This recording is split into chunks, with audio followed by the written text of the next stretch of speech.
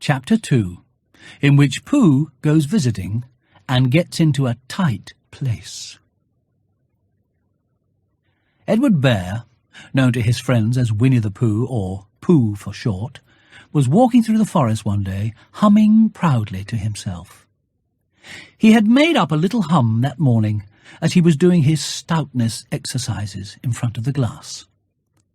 Tra-la-la, tra-la-la, as he stretched up as high as he could go, and then tra-la-la, tra-la-la, oh, help, as he tried to reach his toes. After breakfast he had said it over and over to himself until he had learnt it off by heart, and now he was humming it right through, properly. It went like this. Tra-la-la, tra-la-la, tra-la-la, tra-la-la, rum-dum-diddle-um-dum, tiddle-little, tiddle-little, tiddle-little, tiddle-little, rum-dum-dum, tiddle-dum. Well, he was humming this hum to himself and walking gaily along, wondering what everybody else was doing and what it felt like being somebody else, when suddenly he came to a sandy bank, and in the bank was a large hole. "Aha!" said Pooh. "Rum-dum-diddle-um-dum. If I know anything about anything, that hole means rabbit," he said. "And rabbit means company," he said, "and company means food, and listening to me humming and such like. Rum-dum-dum-diddle-um." So he bent down, put his head into the hole and called out, "Is anybody at home?" There was a sudden scuffling noise from inside the hole, and then silence. "What I said was, is anybody at home?" called out Pooh very loudly. "No," said a voice, and then added, "You needn't shout so loud. I heard you quite well the first time." "Bother," said Pooh. "Isn't there anybody here at all?" "Nobody." Winnie the Pooh took his head out of the hole and thought for a little, and he thought to himself, there must be somebody there, because somebody must have said nobody. So he put his head back in the hole and said, "Hello, Rabbit. Isn't that you?" "No," said Rabbit, in a different sort of voice this time. "But isn't that Rabbit's voice?" "I don't think so," said Rabbit. "It isn't meant to be." "Oh," said Pooh. He took his head out of the hole and had another think, and then he put it back and said, "Well, could you very kindly tell me where Rabbit is?"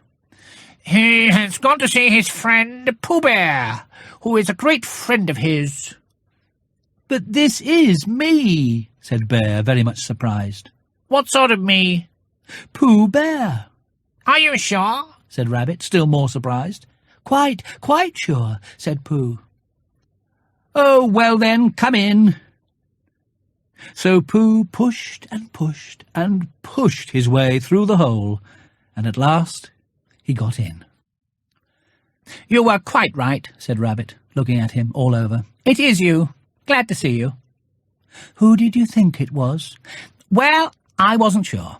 You know how it is in the forest. One can't have anybody coming into one's house. One has to be careful. What about a mouthful of something?"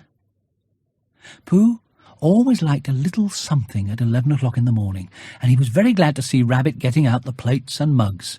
And when Rabbit said, "Honey or condensed milk with your bread?" he was so excited that he said, "Both." And then, so as not to seem greedy, he added, "But don't bother about the bread, please." And for a long time after that he said nothing, until at last, humming to himself in a rather sticky voice, he got up, shook Rabbit lovingly by the paw, and said that he must be going on. "Must you?" said Rabbit politely. "Well," said Pooh, "I could stay a little longer if you—" And he tried very hard to look in the direction of the larder. "As a matter of fact," said Rabbit, I was going out myself directly." "Oh, well then, I'll be going on. Goodbye." "Well, goodbye, if you're sure you won't have any more." "Is there any more?" asked Pooh quickly. Rabbit took the covers off the dishes and said, "No, there wasn't." "I thought not," said Pooh, nodding to himself. "Well, goodbye. I must be going on." So he started to climb out of the hole. He pulled with his front paws and pushed with his back paws, and in a little while his nose was out in the open again, and then his ears, and then his front paws, and then his shoulders, and then— "Oh, help!" said Pooh. "I'd better go back." "Oh, bother!" said Pooh. "I shall have to go on." "I can't do either," said Pooh. "Oh, help and bother!" Now, by this time, Rabbit wanted to go for a walk too, and, finding the front door full, he went out by the back door, and came round to Pooh and looked at him. "Hello, are you stuck?" he asked. "No," said Pooh carelessly, "just resting and thinking and humming to myself. Here, give us a paw." Pooh Bear stretched out a paw, and Rabbit pulled and pulled and pulled. "Ow!" cried Pooh. "You're hurting." "The fact is," said Rabbit, "you're stuck." "It all comes," said Pooh crossly, "of not having front doors big enough." "It all comes," said Rabbit sternly, "of eating too much. I thought at the time," said Rabbit. "Only I didn't like to say anything," said Rabbit. "That one of us was eating too much," said Rabbit. "And I knew it wasn't me," he said. "Well, well, I shall go and fetch Christopher Robin." Christopher Robin lived at the other end of the forest, and when he came back with Rabbit and saw the front half of Pooh, he said, "Silly old bear," in such a loving voice that everybody felt quite hopeful again.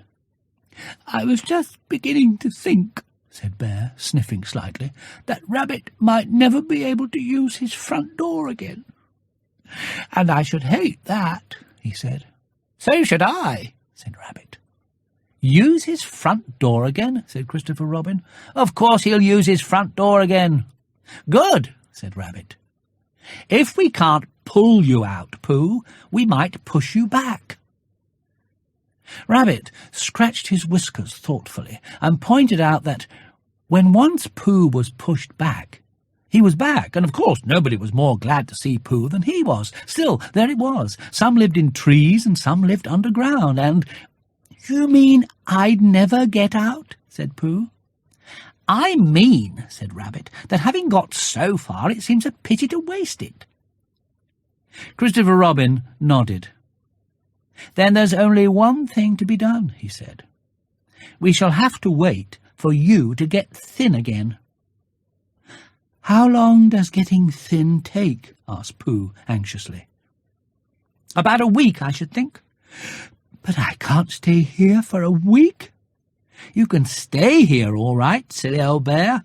It's getting you out which is so difficult." "We'll read to you," said Rabbit cheerfully. "And I hope it won't snow," he added.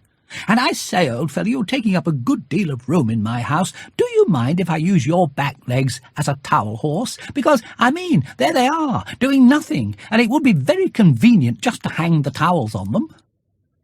"A week," said Pooh gloomily. "What about meals?" "I'm afraid no meals," said Christopher Robin, "because of getting thin quicker. But we will read to you." Bear began to sigh, and then found he couldn't because he was so tightly stuck, and a tear rolled down his eye as he said, "Then would you read a sustaining book such as would help and comfort a wedged bear in great tightness?" So, for a week, Christopher Robin read that sort of book at the north end of Pooh, and Rabbit hung his washing on the south end. And in between, Bear felt himself getting slenderer and slenderer. And at the end of the week, Christopher Robin said, "Now!" So he took a hold of Pooh's front paws, and Rabbit took hold of Christopher Robin, and all Rabbit's friends and relations took hold of Rabbit, and they all pulled together. And for a long time Pooh only said, "Ow!" and "Oh!" And then, all of a sudden, he said, "Pop!" just as if a cork were coming out of a bottle. And Christopher Robin and Rabbit and all Rabbit's friends and relations went head over heels backwards, and on top of them came Winnie the Pooh, free. So, with a nod of thanks to his friends, he went on with his walk through the forest, humming proudly to himself. But Christopher Robin looked after him lovingly and said to himself, "Silly old bear."